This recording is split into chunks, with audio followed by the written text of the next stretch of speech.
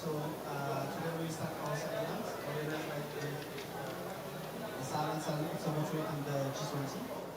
We are talking about something which is very, very important, which is in our point of view, we need for better monitoring of land degradation, we need to consider two points. The first one is the innovation, because we need to refine, optimize, take into consideration the new technologies, but at the same time, we need to consider also the expert knowledge. For the go for the first presentation.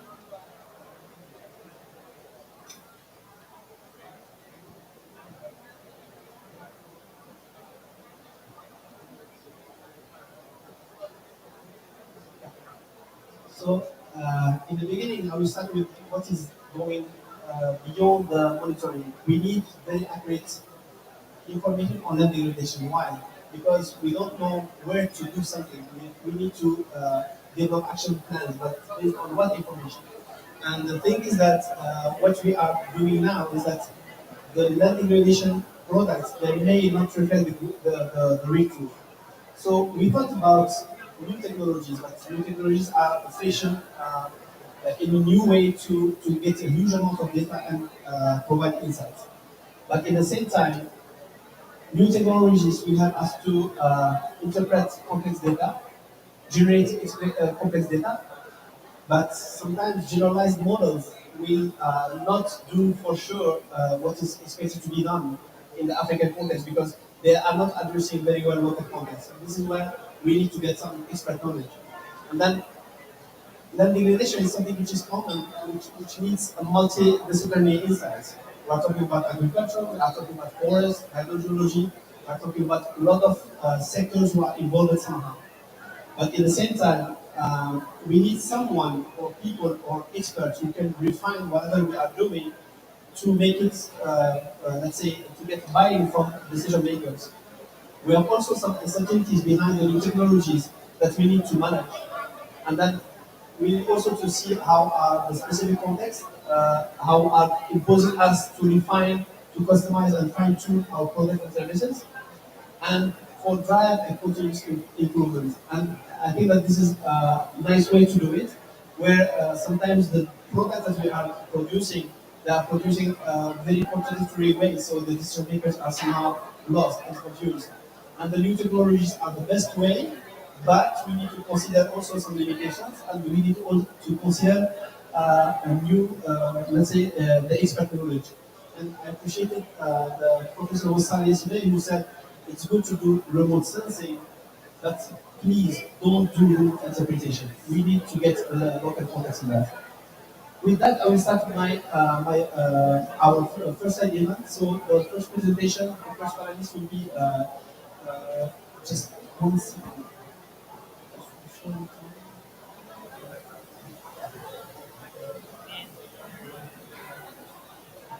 So the first one will be Mr. Kalimbedo, who will tell us a little bit about the continental and degradation monitoring using Earth observation and expert knowledge in Africa.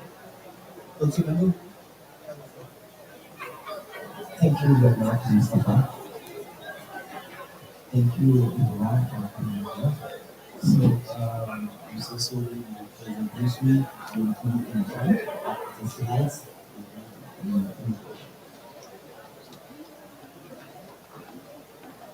Merci, Mustafa.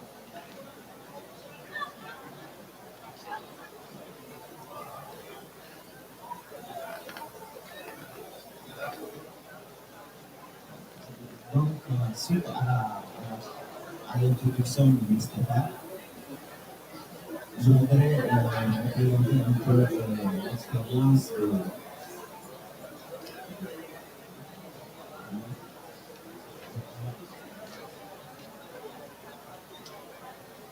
de, de l'OSS en matière de surveillance environnementale.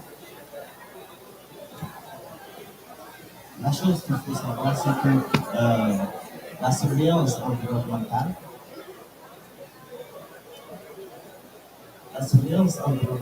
et l'observation à partir des observatoires est une tradition de l'OSS.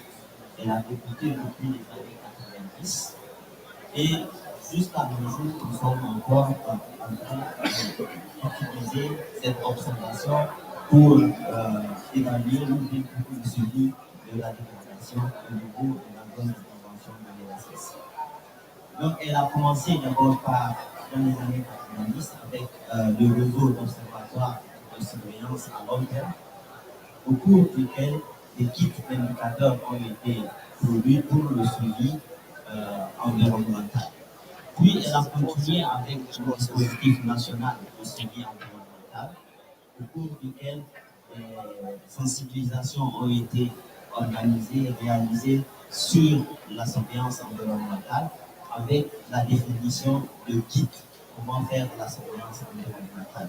Elle a continué vers les années 2014 avec le projet Résilience des populations au Sahel, REP Sahel, qui a permis de labelliser les observatoires et d'intégrer l'observation de la Terre dans le suivi, dans la surveillance environnementale. Les résultats de ces trois initiatives ont été pris en compte dans deux projets régionaux, notamment au niveau de l'Afrique du Nord et du Moyen-Orient et au niveau de la zone de Rail verte. Donc, au cours de ces deux initiatives, on a réalisé des études climatiques, développé des kits d'indicateurs et produit des outils d'aide à la décision pour, sur la surveillance environnementale. Actuellement, nous sommes dans le cadre du projet GMS en Afrique, où la production des kits d'indicateurs continue et aussi la production des outils de prise de décision à l'endroit des décideurs. Aussi, à niveau de l'OSS, nous utilisons l'observation de la Terre et les données géospatiales pour élaborer plusieurs produits. D'une part, on a élaboré un produit d'occupation de la Terre pour l'Afrique du Nord et l'Afrique du Sud. Nous avons également produit des cartes sur le suivi de la désertification au niveau de la zone de la Grande Muraille Verte. Ces datas, ces données d'observation de la Terre ont également permis de produire des rapports scientifiques et techniques et des outils de renforcement des capacités. Vous pouvez voir ici qu'on a des documents sur les écosystèmes, la restauration des écosystèmes en Afrique, pas mal de documents. Et elles ont également permis de développer des atlas physiques. Des atlas physiques où il y a des analyses sur les questions et le potentiel des écosystèmes et des ressources naturelles. Bon, Moustapha s'est étalé sur cette présentation, donc je vais le zapper. Dans le cadre de GMS and Africa, quelle est l'approche qui a été adoptée? On est parti sur l'estimation ou l'identification des besoins des utilisateurs finaux en termes de suivi de la dégradation des terres. Ces informations portent notamment sur l'extension de l'urbanisation au détriment des zones agricoles. Par exemple, on a également comment les forêts changent au cours du temps leur degré de vulnérabilité.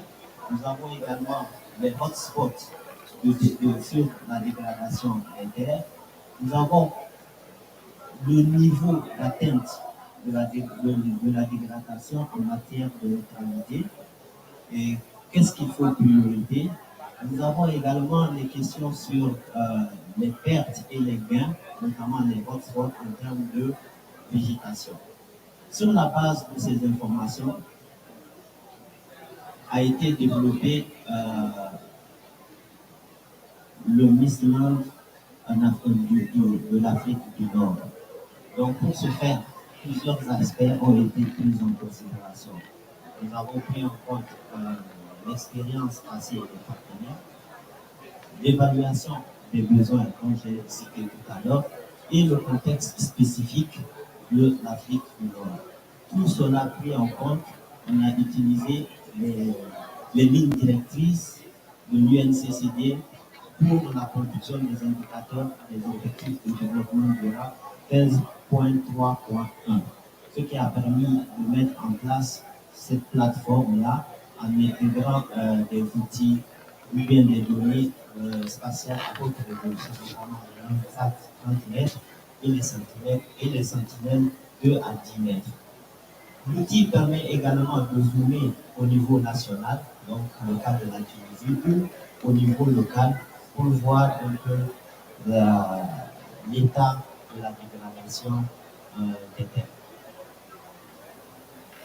Fort de cette expérience de la phase 1 de GMS Africa, les partenaires au projet de GMS Africa dans la seconde phase ont voulu étendre l'outil au niveau à l'échelle africaine en adoptant une approche continentale et impliquant le secteur privé, les universitaires, les experts et les institutions africaines. Également, en parallèle, ils ont impliqué les institutions internationales travaillant dans le domaine du suivi de la dégradation des terres. Pour cela, les paysages spécifiques au niveau africain ont été pris en compte et aussi différents indicateurs et approches existants ont été pris en compte. Ce qui a permis, excusez-moi, pour cela, pour le développement de ce prototype, une rencontre a été organisée au niveau continental regroupant les experts des institutions régionales africaines et sous-régionales africaines, les, les partenaires des consortiums de GMS en Africa, le secteur privé, les organisations internationales et l'initiative Géo pour discuter de l'approche à adopter pour pouvoir développer cet outil, ce service-là de suivi de la dégradation des terres en Afrique. Suite à cette réunion, la stratégie pour développer le service a été discutée et validée. Elle porte sur la mise à échelle de l'Islam Afrique du Nord, tenant compte des synergies et des approches et de l'approche participative. Il tient également compte du besoin et des priorités de chaque institution considérée. Aussi, un réseau pour la mise en œuvre du service a été mis en place, impliquant également les institutions régionales et nationales dans la validation des produits pour va produire le service. Cela a plusieurs avantages.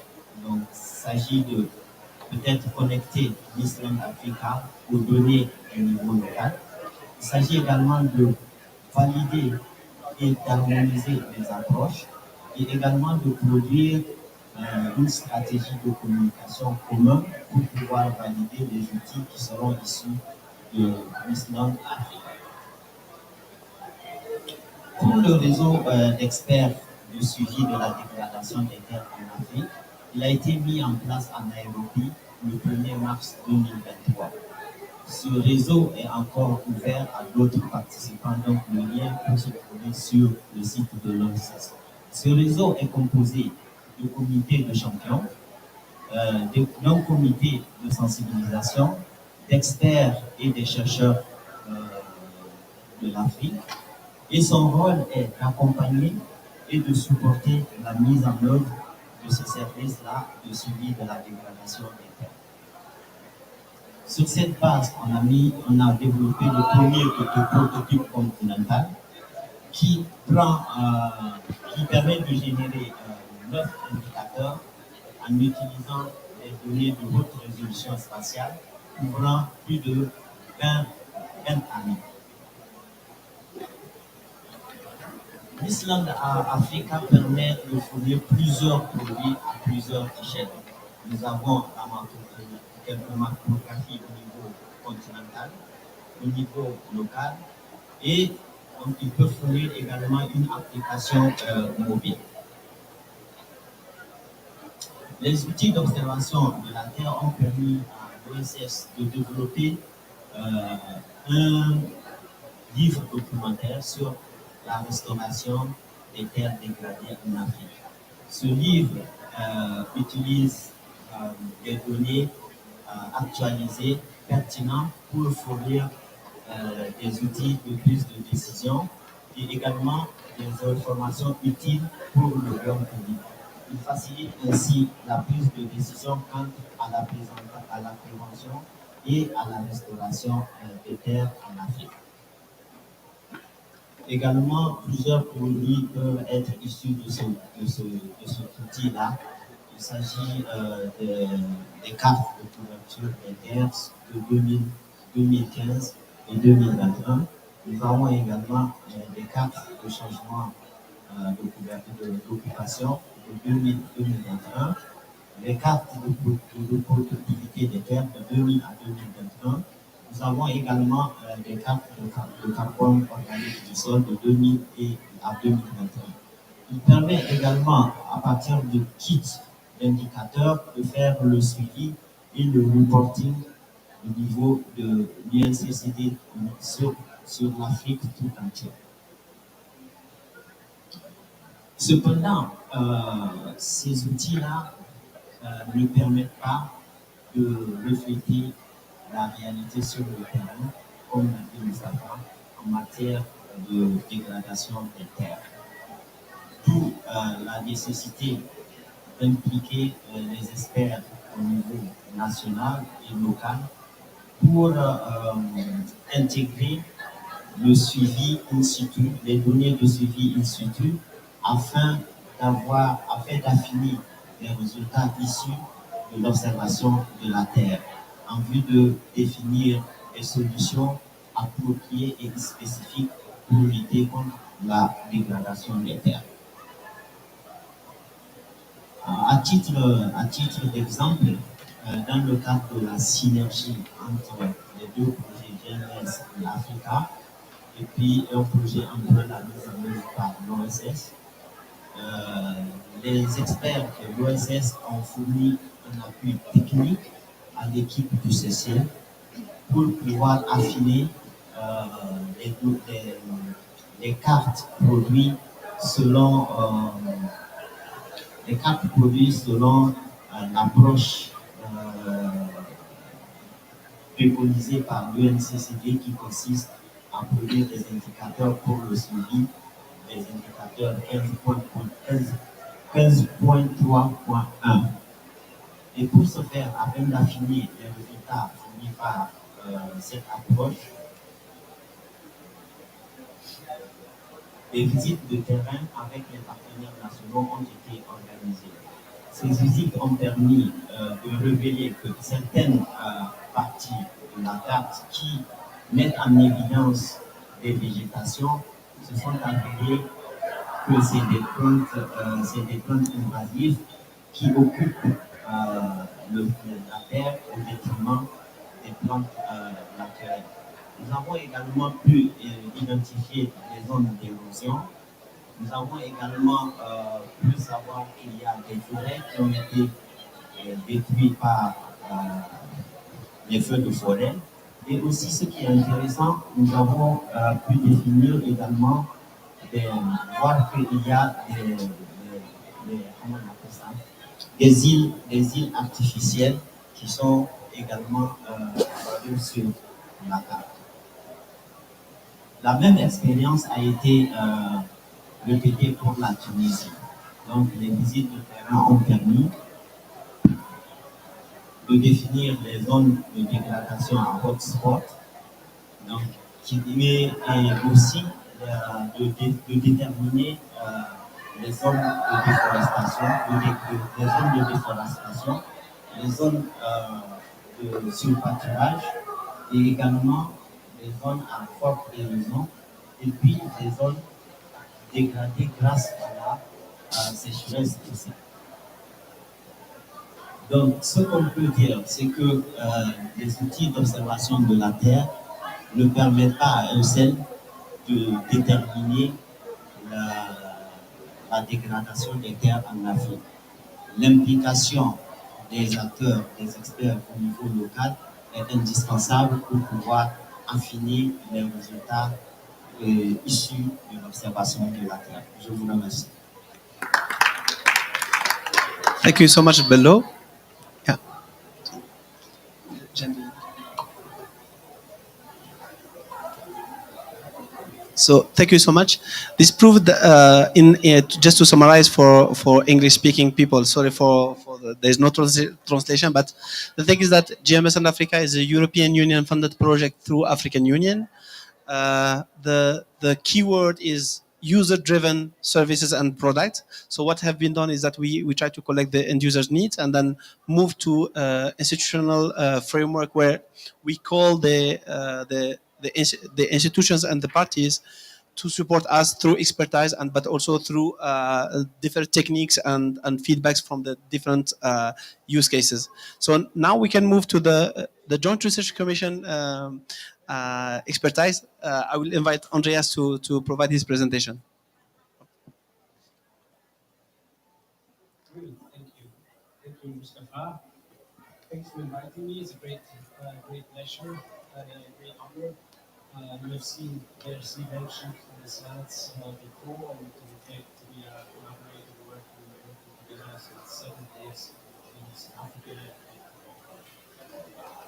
The GRC, just in one sentence, what is that? That's the Joint Research. Okay. In the camera. Yeah. Okay. Sorry. The GRC is the Joint Research Center of the European Commission.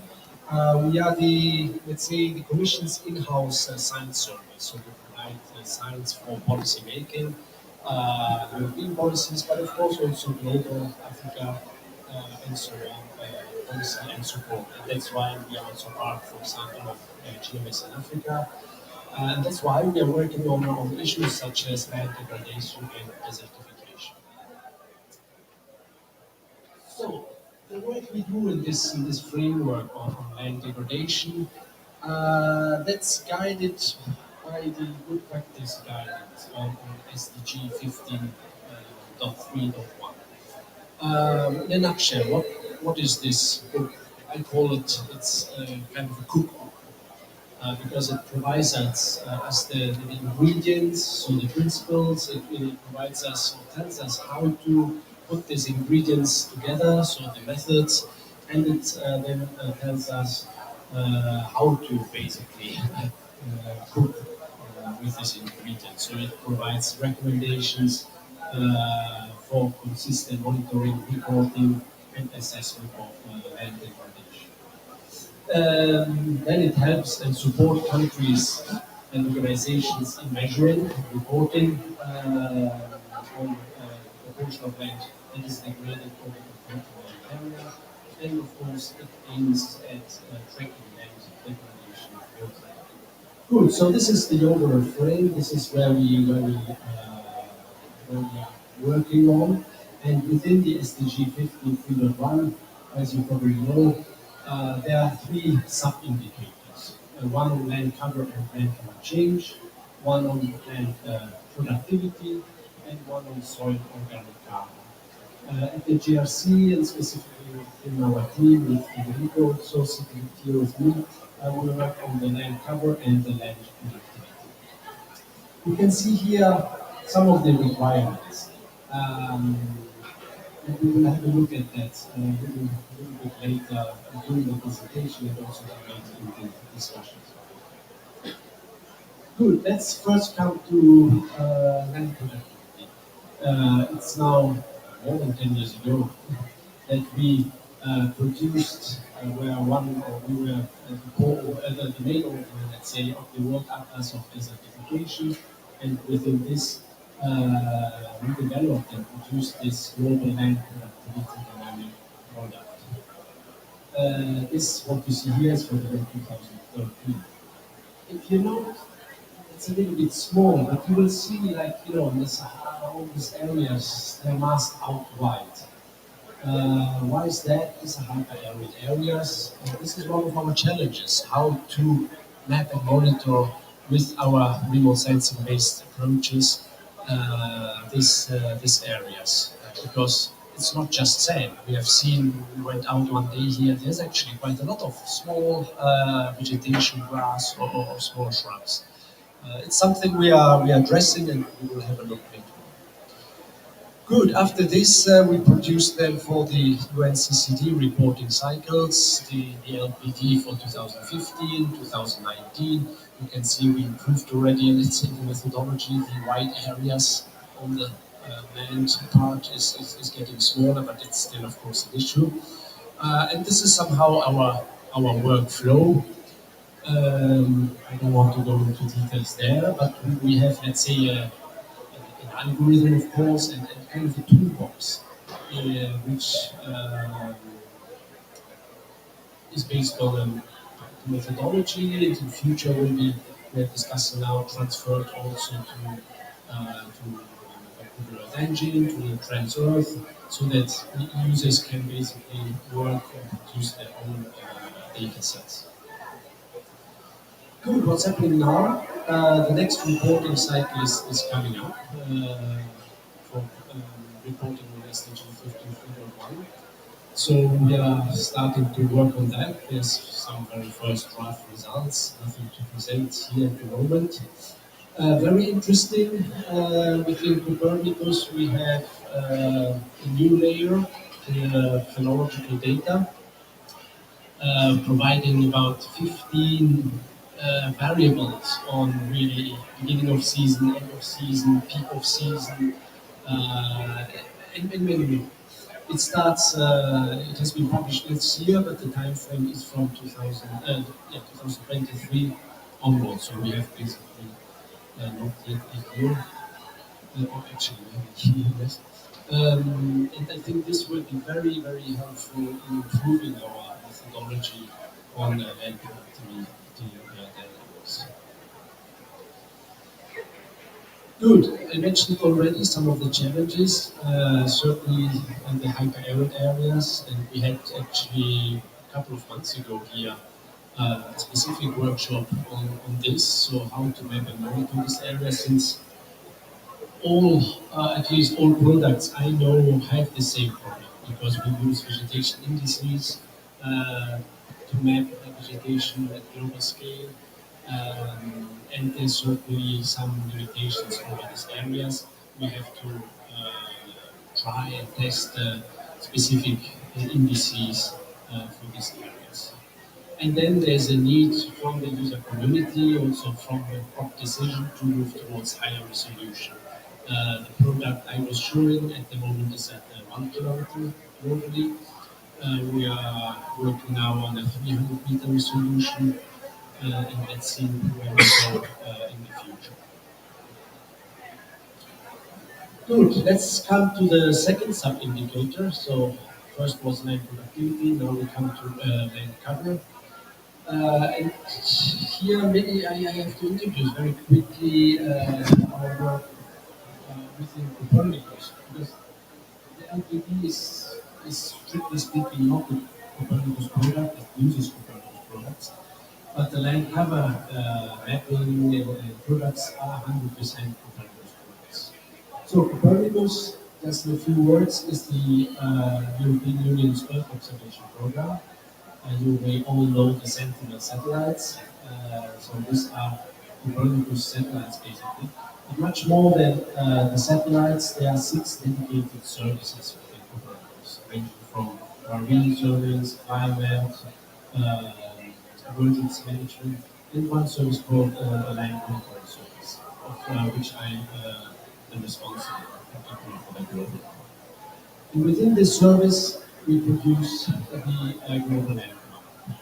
At the moment, at the 100-meter resolution, starting from 2015 until 2019. It has a fairly good global overall accuracy of about 80% and 21 discrete classes. Interesting is also this fracture covers. So basically, this continuous layers for example, the forest or the shrublands, where basically a user can kind of define his own legend, because it's a continuous layer from 0 to 100. Good, but also here there was a need from the community to increase the spatial resolution. So ESA took this on board in a research project called World Cover, where they produced this 10-meter layer for the year 2020 based on Sentinel-2 images. And with ESA, we often, this is ESA product, and we often work very well together. So that ESA basically produces prototypes, research projects, which then from the Copernicus we bring into operations. And this is where we are. So we will, of course, for continuity issues reasons, continue with the 100-meter map. So this will be continued over time because for many applications, you know, if you have a product chain, you want to keep this 100-meter maps. But we will take on board this 10-meter products. So we will increase our global end color map to 10 meter using Sentinel-2 and Sentinel-1 data. We will aim for a very globally good global accuracy of 85, even up to 90%. And more than that, we will have a specific tropical forest layer, a dedicated layer for that, and some dedicated sub-annual layers, which I will maybe describe very briefly on this slide. So, as I said, land cover change, so not just static annual products, but really a change based on change probabilities. 10 meter from 2020 to the future. Then the 100-meter maps, then we will continue. And then there are these sub-annual areas. So what are these? They are basically used then to produce the land cover map. But the land surface feature, that's basically globally consistent Sentinel-2 composites. So all bands are included, and the monthly and the future can be 10 daily or even near real time. You will have that for that entire globe, Sentinel-2 and Sentinel-1. From this, we produce then these land surface categories, which are basic land cover classes, really based on physical information. So this could be snow cover, ice cover, it could be woody vegetation, herbaceous vegetation, airland. Also this at the monthly, 10 daily, and in future year real time. So I think this is very interesting because you can integrate this with your static yearly land cover map. So you can see at the yearly level how your vegetation is evolving within a year.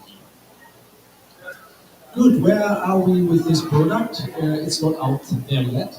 We are, as we are speaking, reviewing the first global 10%. These are the areas which are used, let's say, for prototyping, for training, the methodology, the algorithms. It's a, you know, we're talking about innovative tools and technology. This is really based on very hardcore computing using machine learning, artificial intelligence approaches. So of course, the training takes a lot of time, but we still need the expert knowledge to review and really to analyze it, whether this makes sense. So for this 10%, we have of course the annual products for the year 2020, so land surface features and the map, and then already also this monthly level products. When will we have this global map available? The launch will be at our Copernicus Land Monitoring Service General Assembly in May 2025 in Poland, Krakow. You are all very much welcome to join us there in person or also online, where we will really demonstrate all the capabilities of this product. So this is a nutshell all from my side. I think the idea was to give a little frame then for the further discussion, to let's say, feed our discussion and then supplement the scene. Thank you. Thank you so much, Andreas. So, in a nutshell, he tried to provide us with the insurance that the ongoing products will continue to be produced, but they will continue to be improved also, and they continue also to focus on to be expanded. Thank you so much for that. I think that it will provide us with the kind of data sets that could be very, very relevant as an input for the next reporting period. Now I think that we can jump to another technological innovation from my point of view, which is crowdsourcing. Crowdsourcing, we are we are telling something to the population or the local communities, and we are asking them to fill it with information, and it is very working in the media. But now we will find a presentation from Kelly from the National Drought Mitigation Center on how this crowdsourcing is used for drought context. Kelly, you have the floor. Thank you so much.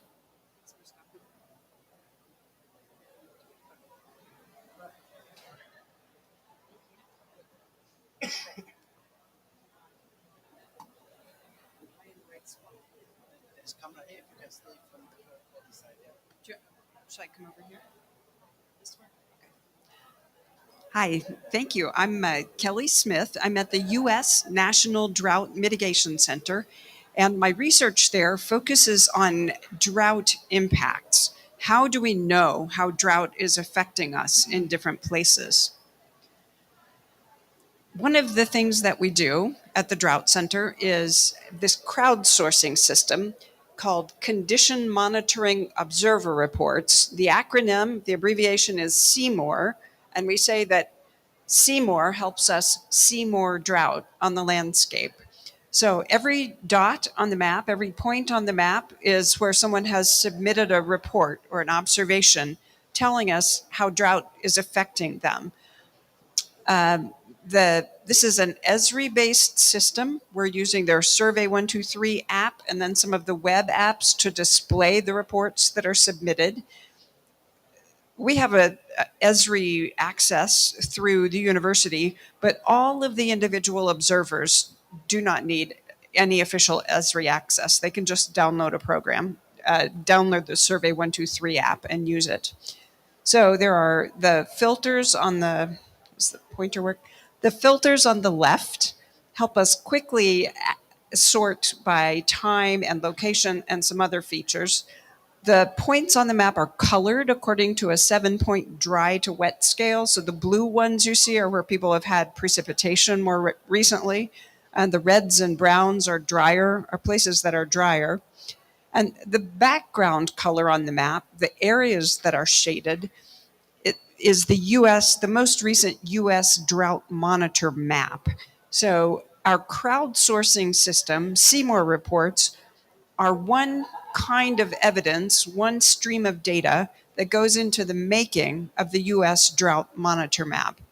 And a lot of the people who choose to submit a CMOR observation are doing it sometimes because they feel the map may not be adequately depicting where drought is in their location. We tend to see peaks of reports when people kind of want to push the picture, push the intensity of drought on the drought monitor map to the next level, and then they kind of drop off when people think that the depiction is more accurate. So what people have told us is, thank you for the CMOR system. It gives people a voice in the process without someone having to answer the phone and take all those calls and all those messages. This is a way for people to submit their information, and it's automatically shared on a publicly visible map. I think I said a lot of this. This is the landing page for the CMOR project. It is where people can go to start submitting reports or to view the map. There are some little how-to videos that will show people how to use the system, and some other resources, including case studies about how different states have successfully used it, and also a scholarly publication or two. So I will quickly tell you a little bit about the US Drought Monitor process. The US Drought Monitor is the main, it's perhaps the most widely distributed way of depicting the location and intensity of drought in the US. This little bitty map in the middle is the US Drought Monitor map. It comes out every week as an assessment of the location and intensity of drought. It's based on physical indicators, networks of precipitation and temperature data, and many, many other inputs, as well as interpretation from local experts who use CMOR reports and other information to validate what the numbers are saying. So one of the things that we tell people about the Seymour system is it can go from your mobile device, like in the middle, to the map, just literally in a matter of minutes. My process when I'm going to give a demonstration for Seymour is I ride my bicycle about 5 miles to a nearby prairie preserve where you can observe bison, and it also gives you a good view of the color of the landscape. I take a picture and I upload it, and then I can go and find my dot on the map. One of the things that we encourage people to do is to submit regular photos at regular intervals of the same landscape, so that we can compare dry conditions with normal conditions and with wet conditions for every month of the year. Ideally, we would like to have that kind of record. So when someone says it's dry because look at the color of the landscape, we can go back and actually make a comparison with that same landscape at the same time of year in wet and normal conditions. So we have this, I'll just give you a few highlights of the information that we ask people to submit for the Seymour reports. There's this 7-point dry to wet scale, which is what colors the point on the map. We ask people about how much experience they have with conditions there. Have they seen it like that before? Some of the questions are not required. People can scroll past them if they don't want to go into that much detail. We ask people can submit impacts within many different sectors. So each of those little triangles expands a sector to many possible conditions or impacts that they're seeing. The top one, report normal or wet conditions, is what people would want to use if they're reporting when it's not during a drought, if they are obliging us by reporting at weekly or monthly intervals. And all of the others contain possible drought impacts or conditions that they may be seeing, such as reduced crop yield, low well levels, trees having vegetation affected, and things like that. Then people can upload photos, provide descriptions. We ask them to tell us their role. Are they an agricultural extension agent, a homeowner, a farmer? And then they can give us a display name. That's like a username. If they don't want to give their real name, they can just invent a display name, and that way they can quickly find their reports. Then we do collect their name and their email, but we don't display that for various reasons. Some people choose for their display name to use their real name. Other people prefer to remain anonymous. And then there's a location selection widget that's very important. Obviously, we need to know exactly where the reports are coming from. And I've gone into a little more detail here because there's a range of, people have a range of options. Again, for safety and privacy, some people may choose not to pinpoint their location. Other people may choose to let the app identify exactly where their operation is. But the thing you can do, here I've kind of demonstrated it. I just typed in Morocco and it dropped a pin. It's a central location within Morocco. And then it tells me what a couple of different administrative levels as a check to see where that is. If I had dropped the marker in the wrong spot, I can click and drag the map to reposition the marker. So people have some choice about how specific they would like to be about where their point is on the map. This is an example. This is the list of sectors again. I'm just showing you this so that you can see how what you check off appears on the map. For a household impact, here it's chosen low or dry well. And then on the map, we can filter and ask it to show us only reports where someone has said that the well is low or dry. So that is what we're seeing here for 2023.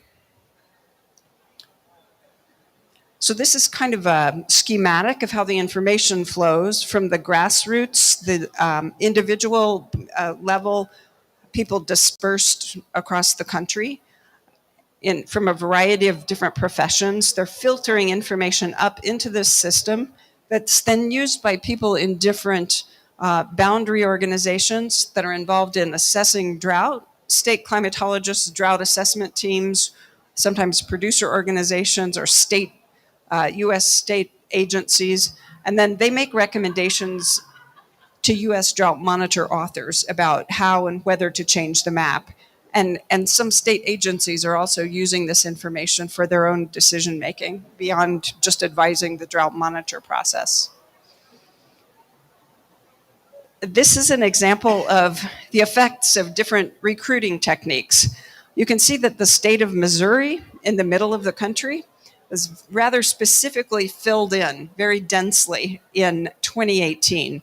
This is when they had some unique weather circumstances that resulted in livestock producers having absolutely terrible conditions, but the drought monitor didn't show them as being in such bad conditions. And there's a fair amount of financial relief that is tied to the drought monitor.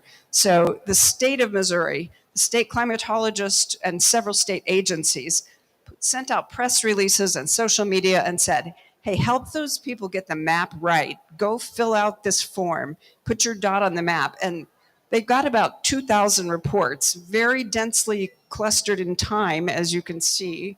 Um, and it provided very dense spatial coverage. And then the state officials who were using that went out and they would verify some of the claims if they didn't seem right.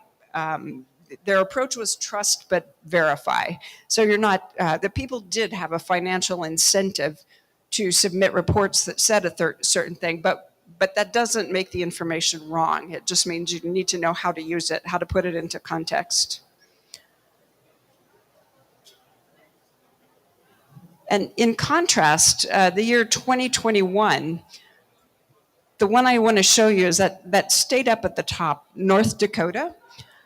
They have a very good system where they've convinced their livestock agricultural agents to submit a report each week from each county during the growing season. So you see they have a very even spatial coverage, and they've also got a very even coverage through time. They're responsible for those. They have spikes on Mondays where the number of reports submitted is much higher because the U.S. Drought Monitor assessment process begins on Tuesday. So the extension agents are asked to submit a report by Monday at noon. And you can see where they have the spikes where about 50 reports would come in every Monday for each one of the counties in North Dakota. So they're kind of a unique example of where they were able to actually make that be part of someone's job, and people who are very well qualified to make these observations. And they're using this system to collect and display those observations.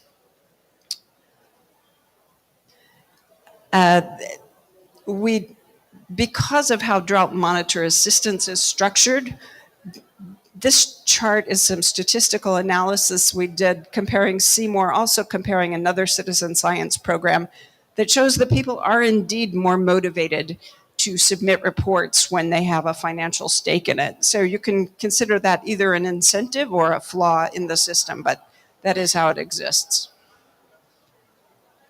Okay, I think I've already talked about that. And the other thing that we are doing, in addition to this process of filtering information from the grassroots up, is getting back to observers, closing the loop by sending them email periodically, letting them know how their reports were used. And that's actually a really important part of the process that we would like to do more of, but it's quite labor intensive. It would be ideal if people at the state or local levels took more of that responsibility. And that's it. This is back to the landing page where if you have questions, you can find answers. Thank you.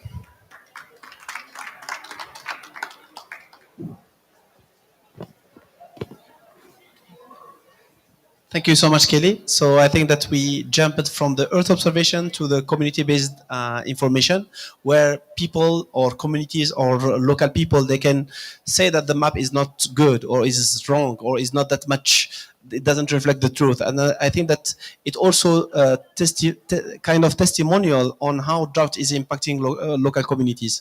Thank you so much, Kelly. So I think that we can jump to the panel discussion. I will invite Andreas to the Nabil Hamada, and Kelly, if you can join the podium.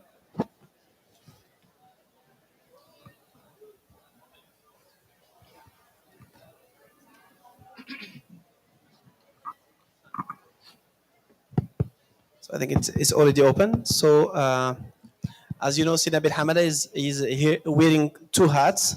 The first one is administration and finance director, but he has another hat. He has been for more than 20 years in the Ministry of Environment in Tunisia, and he has, I think, long, let's say, stories to tell. My first question is that, yeah, land degradation is very complex, is multifaceted phenomenon that affects populations and the ecosystems on the one hand, but where there is a lack of funding mechanism and awareness raising among decision makers on the other hand. So, according to you, why should we combine local expertise with innovative technologies for monitoring land degradation and restoration? Merci Mustapha. Excusez-moi, je vais parler en français parce que peut-être je fais passer mieux mes idées. Je vais essayer de parler doucement. Merci pour la question, Mustapha. Et je suppose que les technologies de l'observation de la Terre sont maintenant les outils les plus performants pour pouvoir suivre l'état des ressources naturelles et particulièrement la dégradation des terres. Moi, quand j'étais étudiant, j'ai fait ma thèse de troisième cycle sur la cartographie des populations, des peuplements forestiers plutôt, dans une forêt. C'était pour délimiter les peuplements forestiers, moyennant un travail de cartographie, mais la cartographie des années 90. On se basait sur des stéréoscopes manuels et des photographies aériennes. Donc, on délimitait les peuplements et notre professeur nous disait une règle en or. Il nous dit que pour pouvoir identifier correctement et fiablement les peuplements, il y a 3 étapes. D'abord, un travail de terrain, puis plutôt un travail de bureau, et puis un travail de vérification au niveau du terrain, puis revenir ensuite au bureau pour ajuster. Donc, la vérification et l'apport de l'expert, de celui qui va interpréter les photos aériennes ou bien les images satellitaires, il est indispensable. Et comme ça a été dit par Mustapha et Karim et les prédécesseurs donc, qui ont pris la parole, on ne peut pas se suffire à voir et avoir des photos, avoir des images satellitaires, sans toutefois que l'expert, le chercheur, fait son travail d'interprétation. Car la dégradation des terres, c'est un phénomène silencieux. On ne peut pas se contenter de voir les images de loin, mais il fallait que l'expert doit suivre, le connaisseur fin des ressources naturelles, le chercheur aussi doit suivre et vérifier. On peut voir des images qui vont nous dire que le site il est complètement vert ou bien il est complètement reboisé, mais en vérifiant sur le terrain, on peut se rendre compte qu'il s'agit d'une reconversion de terre, d'une déforestation par exemple, d'un changement de vocation de terre. Et vous savez par exemple à ce niveau-là, la transformation des terres et la dégradation des écosystèmes naturels a vu c'est-à-dire son pic au cours du dernier demi-siècle du siècle dernier, c'est-à-dire durant les 50 années du XXe siècle, on a atteint plus que 40% de la conversion des terres à l'échelle planétaire. Et la conversion des terres au profit des terres agricoles, au profit de l'urbanisation, parmi les fléaux les plus pesants sur les équilibres, sur la dégradation des terres. Maintenant, si vous allez voir en haut notre site, l'OSS, en Tunisie, vous allez voir que c'est un site bien vert, il est bien verdu avec des arbres, etc. Mais en allant sur place, on va se rendre compte que notre site, il est envahi par une espèce exotique envahissante. C'est une espèce, c'est une acacia qui nous vient de l'Amérique latine et qui commence à envahir beaucoup de territoires en Tunisie. Et vous savez que les espèces exotiques envahissantes sont considérées comme deuxième facteur de dégradation de la biodiversité. Ça, c'est très important. Si on n'était pas vraiment des connaisseurs de la végétation et on sait différencier et identifier les espèces, un simple technicien en télédétection, il n'aurait dû pas peut-être savoir qu'il s'agit là d'une situation un peu dramatique du fait qu'une espèce envahissante, exotique et envahissante, peut générer des dégâts énormes à court, moyen terme. Donc, un autre volet que je voulais évoquer, c'est à part l'apport de l'expertise locale, à part l'apport des chercheurs, il y a aussi une expertise au niveau des agriculteurs et des paysans. Ça, c'est très important. Il ne faut pas le nier. Donc, il y a un savoir-faire au niveau de la population locale, au niveau des agricultures qui ont longuement utilisé leurs terres et savent pertinemment quelle serait la vocation et quelle serait la situation de leur terre. En te disant que ma terre, il y a 50 ans de ça, on produisait par exemple 50 quintaux à l'hectare. Maintenant, nous sommes à 10 quintaux de l'hectare, ça veut dire qu'il y a une dégradation. C'est-à-dire, ça veut dire qu'il y a une perte de la fertilité du sol et de la productivité du sol. Ça, c'est important. Donc, il faut toujours, à mon sens, se baser en termes de suivi de l'état de dégradation du sol sur trois piliers: la technologie, l'observation de la terre et les technologies qui sont extrêmement maintenant fines et très fiables et très performantes, mais aussi, comme je l'ai dit, comme cela a été dit, aussi un travail, un œil de l'expert, elle est indispensable, mais il faut toujours ajouter et ne pas nier l'apport et le rôle des paysans, le rôle de la population locale qui peut aussi nous orienter et nous éclairer sur des situations et pour avoir enfin un puzzle fiable et complet. Voilà, merci. Thank you so much, Nabil. I will try to summarize. So his thesis was 30 years ago on mapping forest trees, and at the time he were using some satellite photos and some aerial photographs and using the stereoscopes and etc. So the main objective of, let's say, of the exercise was the advice of his supervisor is that the work must be started at the desk at the office, then move to the field, and then go back to the office. It means there's kind of expertise that need to be to use to draw a map, but then you must go to the field to validate, and then go back to report your feedbacks. And for the local facts, he provides two major examples. The first one is the OSS headquarters. For people who are using it, who are seeing it from space, it appears green, very green. But in the same time, for expert like him, he knows the trees and the plants and the vegetation, etc. And like me, for sure, for sure, is that this is invasive species, and invasive species are the second factor for affecting biodiversity. So it means even if it appears greener, maybe in the right things, it's not green vegetation, but it's not, but it's invasive species. And then if we move also to another factors, is that sometimes land cover change may not be interpreted as well as in a small matrix. Sometimes it's destructing biodiversity. And he recommends that we don't use only the expert knowledge, but there's local knowledge at the farmers level.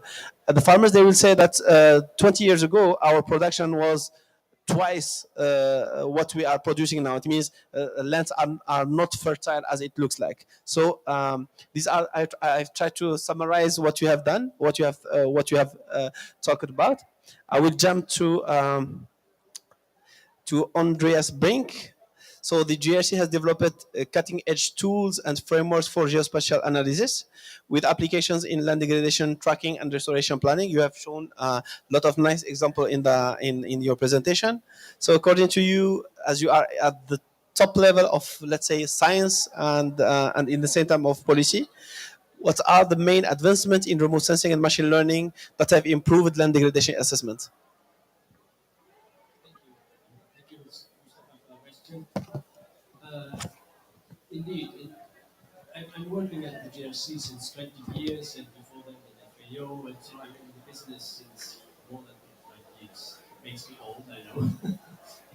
And we started with that photo interpretation and really manual classifications and hand drawing. So I must say, sometimes the human eye is still very accurate. Sometimes the hand drawn map can be better than any pixel-based classifier. But in fact, we have a new paradigm shift now. That's certainly artificial intelligence, which helps us enormously. Let me give you a very different example, which is very similar to what we do in the medical field. AI is used to recognize, for example, cancer patterns because it's trained with billions of images of different cancer types. And this is not replacing the doctor, but it's helping in reducing, his workload, in maybe limiting some of the evaluations. And this is, I see this the same in our field. So we still need the human dimension. At GRC now we are really moving into all this machine learning AI where we train our models to not only to look at the pixels, but really to look at the patterns and structures, what is also around. And this, AI is very helpful. Very critical is, of course, how you train your models. And this comes back to, how do we get our training data, how much training data we need. Ideally, you would need it really from the field, from the expert of the field. But how to do this at the global scale? This is the most critical point in the new developments, really this training data, where looking at crowdsourcing also, for example, is very interesting. It would be fantastic to have a global crowdsourcing network kind of, which would then feed into this AI's for satellite image interpretation. So in terms of the product specifically for land degradation, which we are working on, so we are improving our land productivity approach. We are previously we were looking at the, let's call it classic NDVI indicator, uh, which is certainly not providing sufficient information. So we will work now on looking at the phenology, so looking really at the seasonality or the different timing of the peak of the seasons to give us more accurate values there. And I believe we have to work more based also on ecological regions, so to address different type of ecoregions and different specificities of ecoregions globally. Um, and then we have to address certainly the issue of the hyper-arid areas, where we've seen in the past we didn't get any signal basically from the satellite because there's too much soil or rock background. But there are certainly indicators, like soil-adjusted indicators, more appropriate for this. And certainly here we have to move also towards higher or even very high resolution images to depict this very sparse information. So this is where we are moving on the land productivity. Um, at the moment, certainly the most advanced, let's say, developments we are having is on this new land cover product. This will certainly be a game changer. So globally consistent 10-meter land cover and land cover, real land cover change based on change probabilities. I think this will be an incredible layer for many, many applications, of course, not only for land degradation. And even more interesting, I think, are these sub layers, which provides really dynamic information. So beyond this purely static nearly land cover maps, is going into near real time mapping of the dynamics of our globe, basically. So this will give really new insights. It will allow to do really continuous monitoring.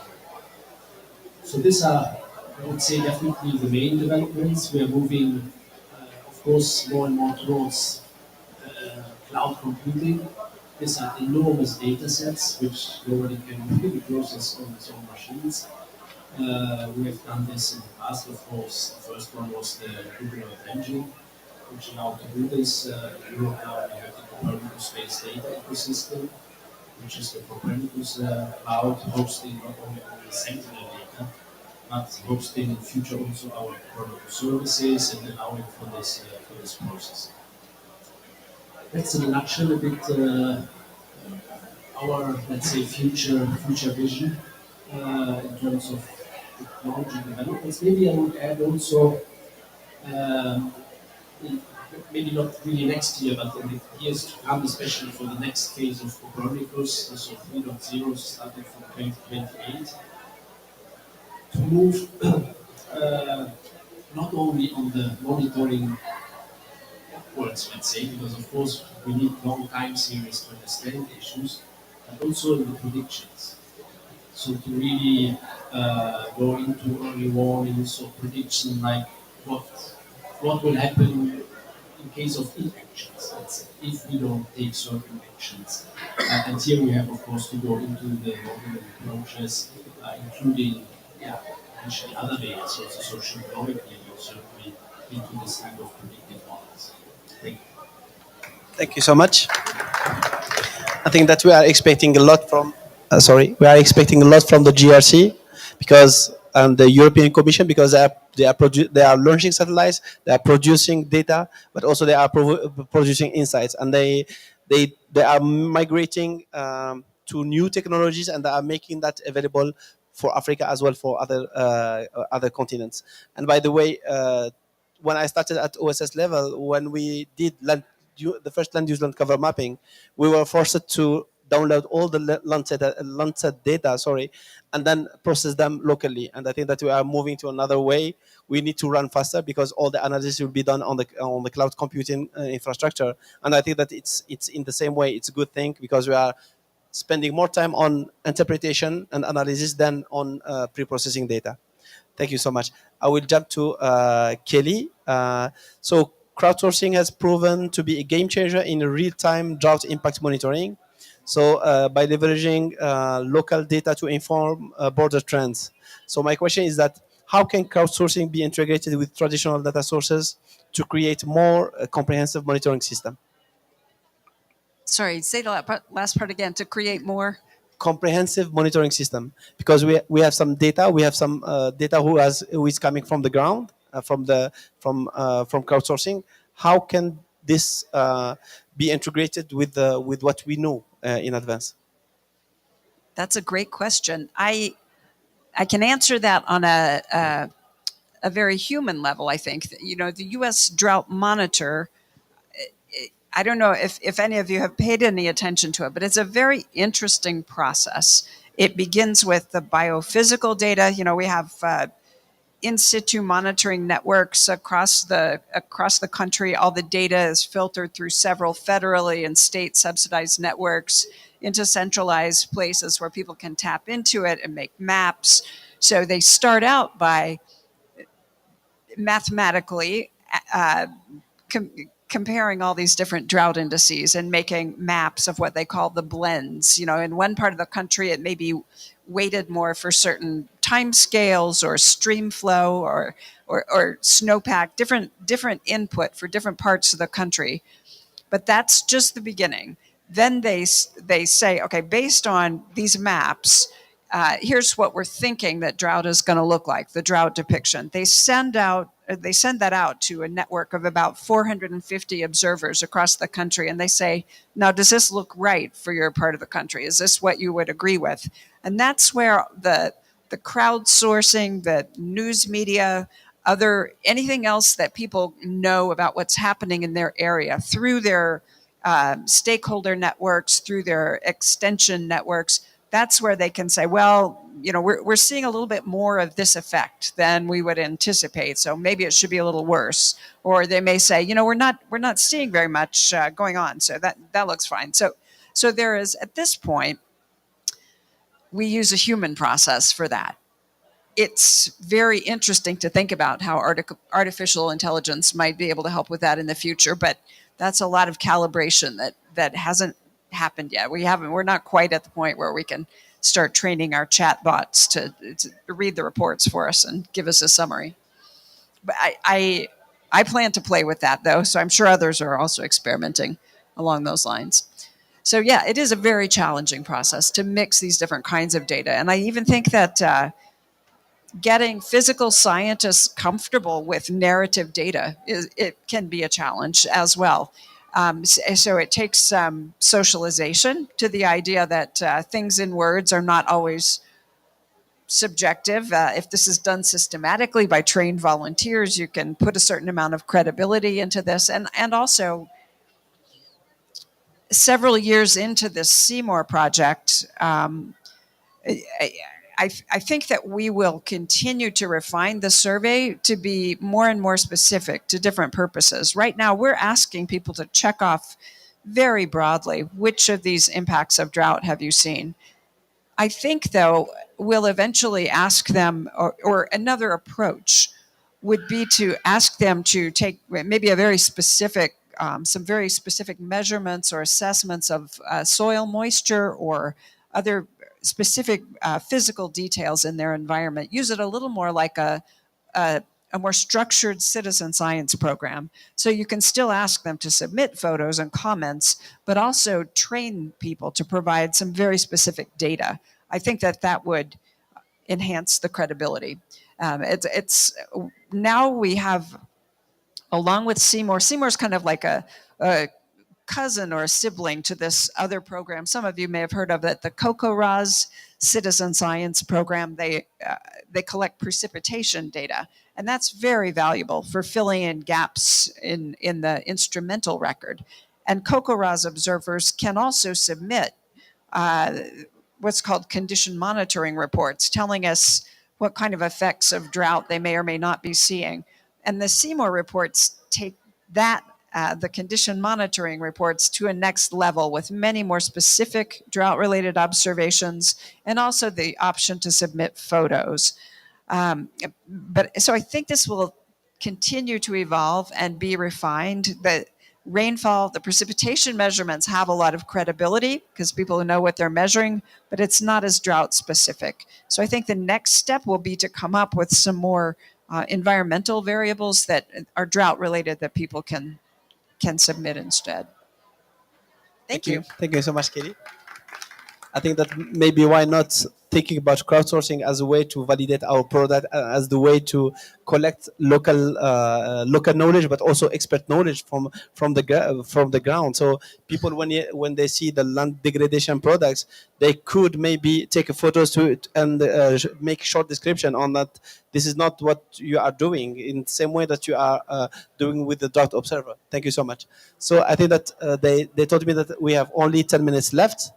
We will dedicate 2 minutes to one success stories on land restoration just later on. But I will open the questions to the audience. If you have any questions to the panelists or regarding the presentations that have been presented. Yeah.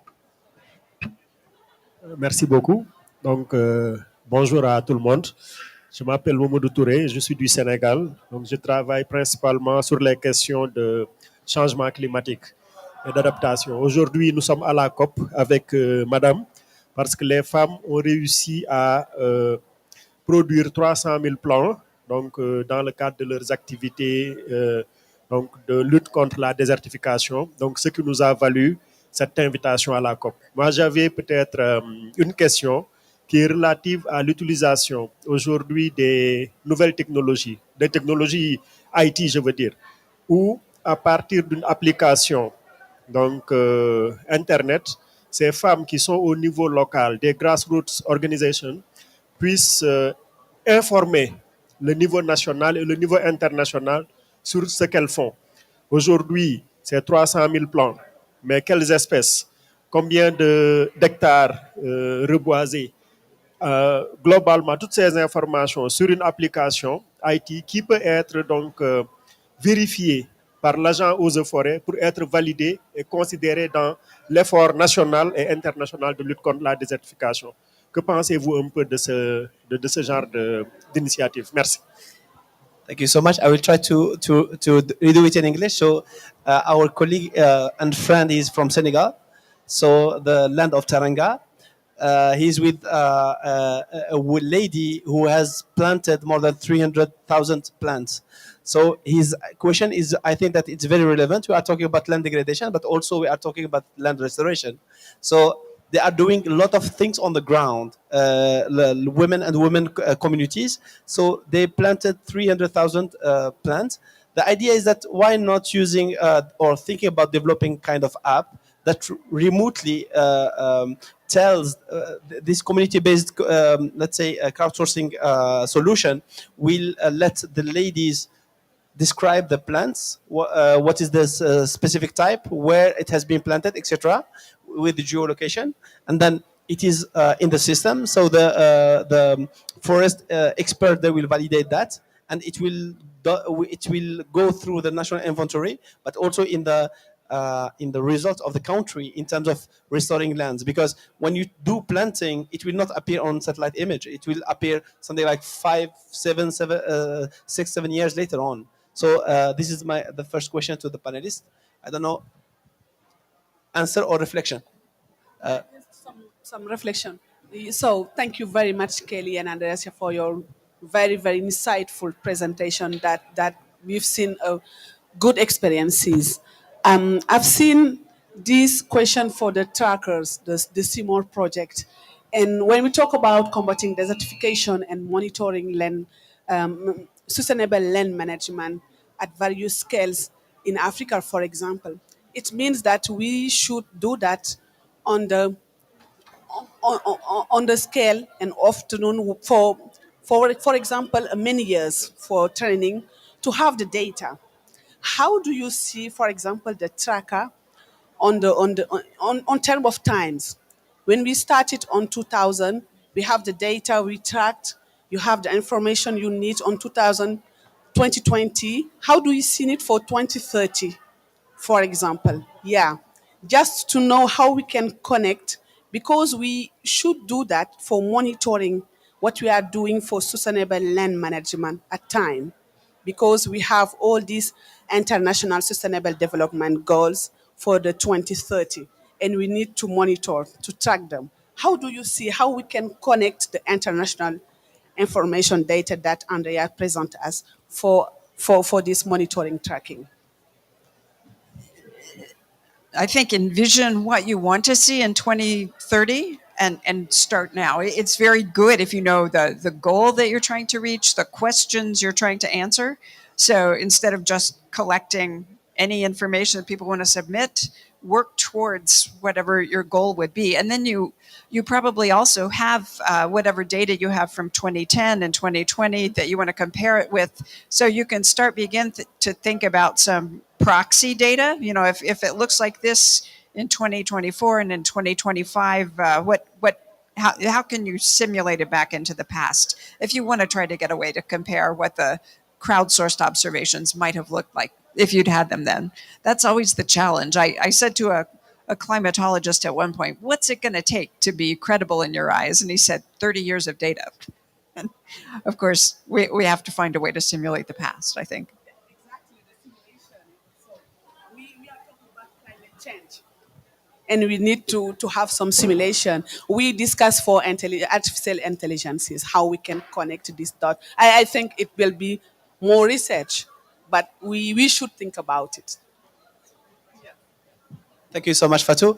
I will dedicate the last 2 minutes to one concrete example of people who are working on the ground. There's people who have changed it. They have enough of talking about new technologies, EU, whatever. They took a piece of land and they converted to paradise. Ok. Bonsoir, bonsoir tout le monde. Merci aux organisateurs qui nous donnent l'opportunité de parler 1 minute, même si ce n'est pas suffisant. Moi, c'est Dr Sourabié Mamadou Traoré. Je suis du Burkina Faso. Et je travaille dans la restauration de l'environnement avec mon épouse, Madame Sourabié. Et c'est pour dire que dans le domaine de la restauration, et chez nous, il y a un de nos papas, Sawadogo Yakuba, qui a l'homme qui arrête le désert, qui a eu une distinction internationale. Peut-être vous l'avez entendu parler. Donc c'est pour dire qu'il y a beaucoup d'initiatives où il y a des citoyens qui ont pris conscience de l'importance de l'environnement et qui s'investissent au quotidien à donner vie à l'environnement, mais qui sont oubliés. Moi, dans mon cas, avec mon épouse, il y a sur 2 hectares, il y a une entreprise qui a fait une route et qui a dégradé et creusé comme l'érosion que monsieur a présenté dans sa présentation, qui a détruit vraiment 2 hectares au bord d'une rivière. Pourtant, c'est dans un village. Les villageois pouvaient bien faire du maraîchage au bord de la rivière, parce que l'eau, c'est la vie. Mais tous les villageois avaient abandonné cet endroit et personne ne s'approchait. Et moi, comme c'est mon village, je suis allé voir les vieillards. J'ai dit, bon, nous, on veut travailler dans cet endroit. Ils nous ont dit que ce n'est pas possible. Venez, on va vous donner une bonne terre. On dit, non, c'est ici on veut. Il dit, mais vous allez faire quoi? Ce n'est pas possible. Et on a commencé en 2018. Quand les gens passaient, ils se moquaient. Ils disent, mais docteur et sa femme, ils sont dans le trou là, qu'est-ce qu'ils font là-bas? Mais aujourd'hui, même le président, les ministres s'arrêtent pour prendre des photos là-bas. Et cette année, l'actuel ministre de l'Environnement du Burkina, il était directeur de la protection environnementale, c'est un jeune frère du lycée. Et en 2021, il est venu chez moi, il m'a accompagné chaque matin pour arroser les plants. Quand il est devenu ministre, sa première visite, il est venu avec toute l'administration forestière visiter et il a décidé sur place de nous donner une distinction à la journée de l'arbre du Burkina. Donc, on a été élevé chevalier de l'ordre. Voilà. Donc, le concept, il s'agissait de quoi? Créer l'attraction, puisque les gens ne veulent pas aller dans cet endroit. Il faut créer quelque chose qui les attire. Et la région où je suis est une région touristique. Il y a les cascades, il y a des lacs aux hippopotames, il y a des pics. Donc, on a fait une piscine. Et au bord de la piscine, on a mis toutes ces représentations touristiques pour créer de l'attractivité.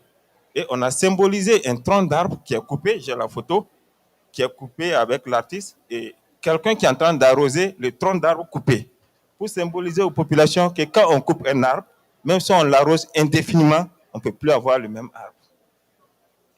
Donc, on fait de la sensibilisation, de l'éducation environnementale pour les écoles qui viennent aujourd'hui chez nous. Des écoles s'inscrivent pour venir visiter avec les préscolaires et tous ils viennent. Donc, on fait des programmes quand les enfants rentrent. Ils ont des endroits pour se divertir et ils découvrent des espèces d'arbres qu'ils n'ont pas l'habitude de voir. L'exemple encore que je peux citer, j'ai un neveu qui est dans la capitale, en classe de CM2. Son maître lui a demandé en composition de dessiner une calebasse. Il a dessiné un seau parce qu'il n'a jamais vu. Et son papa me l'a envoyé les vacances. Je suis allé dans le parc, je lui ai montré, voilà l'arbre qui donne des fruits. Il dit, c'est des pastèques. Il dit, ce n'est pas des pastèques, c'est ces fruits qu'on prend pour faire les calebasses. Et voilà l'utilité de la calebasse chez la femme. Donc, on a mis l'éducation environnementale, l'éducation touristique et tout ce que nous sommes en train de faire. Si nous ne préparons pas nos enfants à aimer la nature, à planter des arbres. Moi, mon papa, quand il a planté son arbre, un manguier, quand il avait peut-être 20 ans, moi, je n'étais pas né. Mais jusqu'à aujourd'hui, il me montre, voilà mon manguier que j'ai planté au village, voilà pour mon petit frère. Mais combien d'entre nous avons planté des arbres? Donc, j'encourage tout le monde à aller dans ce sens. Et nous, aujourd'hui, malheureusement, dans notre projet, on a investi près de 400-500 millions personnellement de 2018 à maintenant. C'est maintenant que les autorités prennent conscience parce que tout le monde passait. Et vous voyez ce qui se passait, mais personne n'intervenait. Donc, on espère que avec ce COP, c'est le ministre qui nous a inscrits personnellement pour ce COP. Donc, nous remercions les autorités du Burkina. On espère avoir des partenaires qui veulent financer des entrepreneurs, des civils, qui veulent changer les situations autour d'eux à vraiment atteindre leurs ambitions. Merci à mon frère. Merci infiniment. Merci. Merci. Merci beaucoup. First round of applause for these people who are doing great job on the ground, and the second round of applause to the panelists. Thank you so much. If we can take group photo, please.